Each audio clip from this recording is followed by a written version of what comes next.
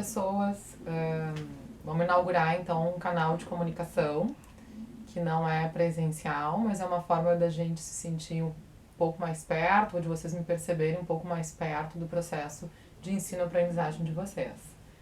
Quero agradecer em primeira mão o meu filho João Pedro, que está se dispondo a fazer esse vídeo de uma forma caseira, mas com muita disponibilidade afetiva, que é a mesma disponibilidade que eu gostaria que vocês tivessem para a nossa atividade acadêmica.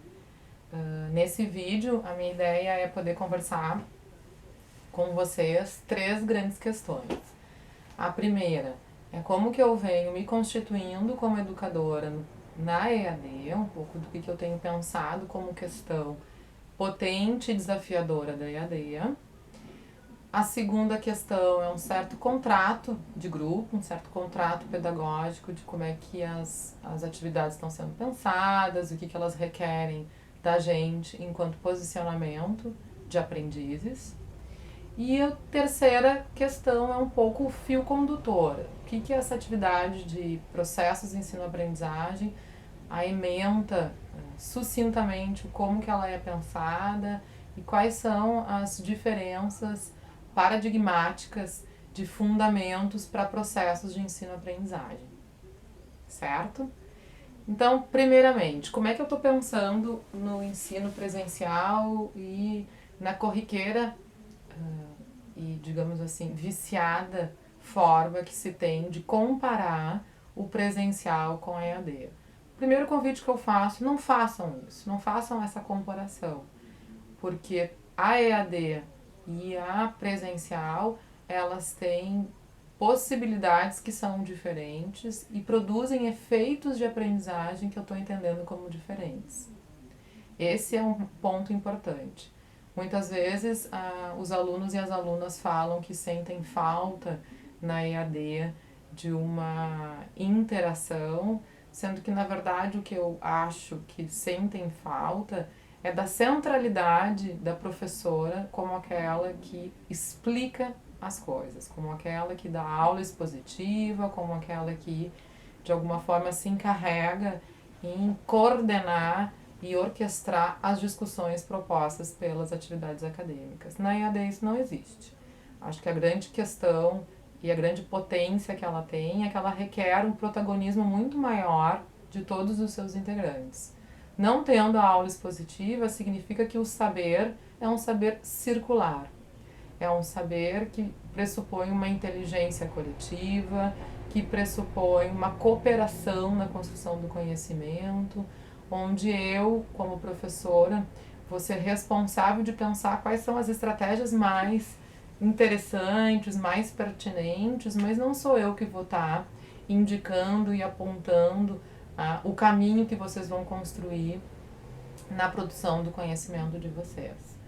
Então eu gostaria de pontuar isso, a inteligência coletiva, uma inteligência colaborativa, uma forma de um saber circular e principalmente a potência que a escrita adquire. Porque se na sala de aula a gente consegue investir na narrativa, no sentido da fala, a narrativa na EAD é a escrita. Então, é uma escrita que precisa ser autoral, mas também é uma escrita que precisa dizer de que lugar que tu parte para escrever o que tu escreves. O segundo ponto, então, vamos passar para o segundo ponto do nosso vídeo de hoje, é o contrato pedagógico. Então, o que a gente encontra na comunidade e o que é a atividade na EAD de processos? Os recursos pedagógicos são vídeos, filmes indicados, capítulos de livro, artigos, online ou não, disponível na pasta, ou vocês podem buscar na biblioteca. Tudo isso eu vou estar indicando o que eu estou entendendo como recursos pedagógicos, ou seja, como é que eu estou propondo que a determinada discussão ela fique amparada em quais recursos, em quais textos, livros, enfim, né? Um pouco estou me repetindo, mas a ideia é que a gente tem que pensar que existem os recursos e existem as estratégias de vocês trabalharem esses recursos. E aí a gente chega numa questão que é fundamental.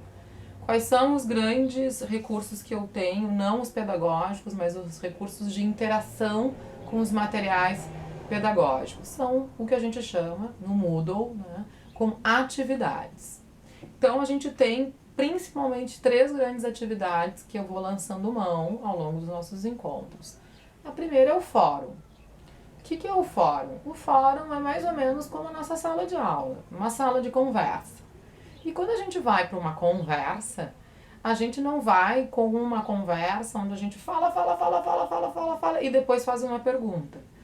Não, né? A gente, na conversa, a gente vai referenciar algum trecho de um texto, alguma fala que um colega fez. É uma conversa que pressupõe diálogo. Então, o que eu quero dizer com isso? Fórum, gente, um fórum qualificado é um fórum onde as pessoas interagem, é um fórum onde as pessoas se leem, é um fórum onde as pessoas conseguem, a partir das considerações que cada uma vai fazendo, construindo uma inteligência coletiva, construindo um saber sobre aquilo que está se dispondo a aprender. Qual é a minha dica? Não vamos fazer um fórum onde as pessoas façam postagens, assim, copiam e colam vários trechos do livro e não dizem por que aquele trecho que chamou a atenção, o que associou com alguma discussão que tenha acontecido porventura até numa outra atividade acadêmica, uma citação ao texto que faz sentido com alguma passagem da vida de vocês, com alguma reflexão que vocês estão fazendo, enfim, né? Porque senão fica só mostrar que lê o texto, não tem sentido nenhum, fica uma relação extremamente burocrática e pouco inventiva. O outro recurso que eu tenho utilizado é o recurso do envio de texto, envio de arquivo. O que é envio de arquivo? É um pouco do que a gente chama de uma resenha. É um texto mais acadêmico, um texto onde vocês vão trazer as referências, em que parte do texto isso está, enfim, né? E é algo que rompe com a ideia de uma conversa, porque é algo que é direcionado a mim. É um envio de um trabalho onde quem é o leitor sou eu, apenas eu. Então isso acaba não circulando dentro do grupo, enfim, é um recurso que eu tenho usado pouco, mas pode ser utilizado. A terceira atividade, que é a atividade que eu diria assim, que mais dialoga com a proposta de processos de ensino-aprendizagem, é a ferramenta Wiki. É uma ferramenta que muitas vezes vocês desconhecem, mesmo que já tenham feito outras disciplinas no 20% EAD, porque muitos professores e professoras acabam não utilizando porque ela é super desafiadora. Por que o Wiki é desafiador? Primeiro, o Wiki é uma escrita colaborativa, é uma escrita que vocês tecem em muitas mãos. É uma narrativa como um Google Docs, onde cada um vai fazendo as suas contribuições e constrói um texto online, enfim. A Wiki é isso. A Wiki, ela rompe com algo que é muito caro numa sociedade capitalista como a nossa, é romper com a noção de propriedade. Então não é mais aquilo o meu texto, mas é o nosso texto. E tem uma ideia de um hipertexto, no sentido que cada um pode colaborar com a escrita deste texto em qualquer momento do texto. Então, aquela ideia do início, meio e fim, né, fica um pouco perdida no sentido de que a entrada de cada um pode ser em qualquer momento ao longo do texto. Uma dica importante que eu dou quando eu for propor a ferramenta Wiki como estratégia de atividade. Existe uma aba na ferramenta Wiki que se chama Comentários. Na aba Comentários, vocês podem fazer acordos dentro do grupo de escrita de, bom, por que eu acho que a gente deve tirar esse trecho, ou por que eu não concordo com uma consideração que, porventura, um integrante do grupo fez, o que eu penso ser mais adequado, menos adequado para essa escrita, enfim. Então, vocês podem fazer essas combinações fora da edição do texto para poderem ir para o corpo do texto com um grupo, né? No grupo com uma ideia um pouquinho mais equânime enfim, né, com uma discussão anterior para poder ir para a escrita do texto propriamente dita. Terminando essa questão, a gente vai agora para o final da terceira questão que eu queria trazer no vídeo de hoje, que é um pouco da proposta da disciplina de processos de ensino-aprendizagem. Primeiramente, vocês vão perceber que existe uma ruptura paradigmática muito intensa com fundamentos.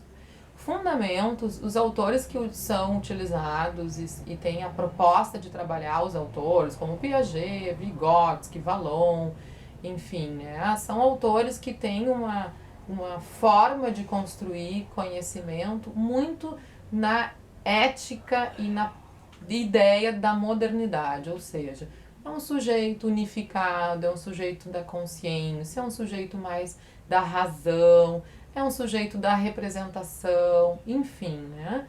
E principalmente uma ideia da aprendizagem como de uma cognição individual. Se vocês lembrarem, né, um pouco das discussões, é sempre da ordem de como que aquele indivíduo se coloca na aprendizagem.